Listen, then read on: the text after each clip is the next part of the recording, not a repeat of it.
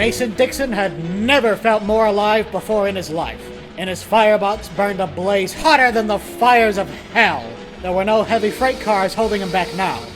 The snow on the track ahead had been plowed away hours before by the last train before Christmas, and the snow was falling light and thin. There was nothing stopping them now. Hey! Dixon bucketed and jumped down the main line faster than he'd ever gone before, traveling at speeds nearing, if not exceeding, 40 miles an hour.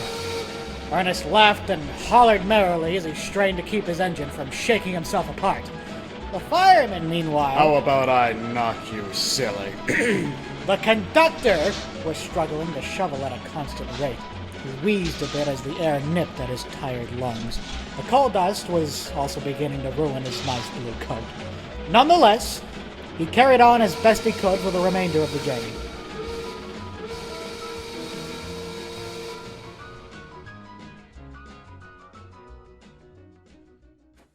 Dixon slowed to a crawl as he approached Port Neufeld.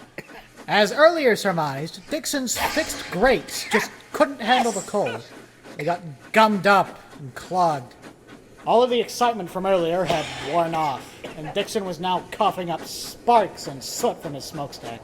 Yep, the feeling's gone. Dixon wheezed as he weakly clanked into the city limits. Somehow I knew it wouldn't last. All of the shops that made up the town were silent, and the windows of the silhouetted buildings that dotted the outskirts were dark. The festivities of Christmas Eve had ended hours ago, and it would be hours more until Christmas morning. It was the perfect time for a locomotive to creep into the railroad yard unnoticed.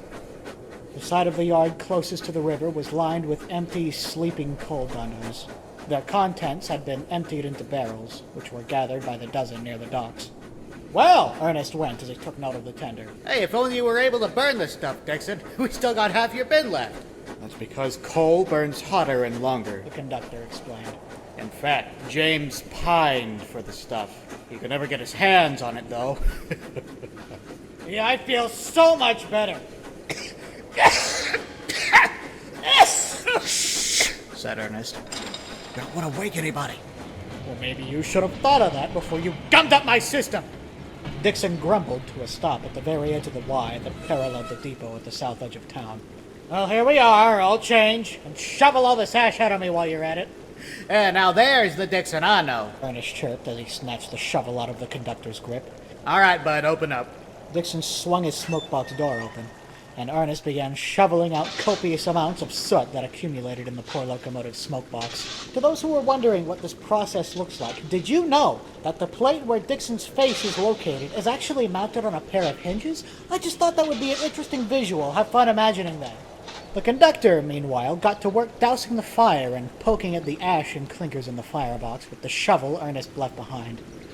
It was difficult and tedious work, but he eventually got it all to fall through the grates. There, said the conductor as he threw the shovel in Dixon's tender. Hey, Ernest, while you're busy, I'm gonna make some travel arrangements. Whatever you say, old man. Ernest muttered as he kept shoveling out soot from Dixon's smokebox. From the corner of his eye, he saw the conductor slink behind the line of freight cars. Went Dixon. He was feeling a little less stuffed up now. Ernest, there's something about him that feels off. More off than you, actually. He's just like that, Ernest said as he dug into the remaining piles of soot. We don't often get along, but I know I can rely on him. Oh, really? Said Dixon with a raised brow. If he's so reliable, How come I've never seen him doing anything? Actually, I've never seen him at all since we left Degsburg. for all I know, he's been living in his way car, surviving off of stale saltine crackers. Ernest laughed wheezily. The cold was starting to get to him, too. Yeah, it sounds like something he'd do. Ernest shoveled out the last of the soot and shut Dixon's smokebox. He then went to the cab to fetch something, returning with some polish and a rag. He then set to work shining Dixon's number plate. Dixon, there's some parts of my life I've never told you about. Parts of my life I'd rather you didn't know about. And for every step of the way during those times, he was there. No matter what. Like a guardian angel. We may fight, we may bicker, but if there's one thing I know, for every step ahead I am, he's twice as many ahead of me. Ernest looked his engine in the eyes. You do trust me, right? With my life, Ernest. Ernest had to stop himself from welling up inside. And you can trust him, too. I can assure you that. Ernest polished the silver of Dixon's number plate until the moonlight reflected off of it. So far the plan's gone off without a hitch, said Ernest as he finished up. I just hope everything's smooth sailing from here on. Ernest! Shouted the conductor, now right behind Ernest. The latter just about jumped out of his skin. Don't do that! Ernest scolded, wheeling around to look the conductor in the eyes. If we're gonna get on the boat, we need to go now! Come on! The conductor grabbed Ernest's wrist and impatiently hurried him over to the docks. Let go of me! What about Dixon? Ernest said, wrestling his arm back from the conductor. Ernest elbowed him in the side for good measure. Ow! Ernest, trains come through here every day. They'll see him stranded here and get someone to tow him back. Now come on! We need to get ourselves hidden before they get here. Hey, but what about the money we brought? Said Ernest.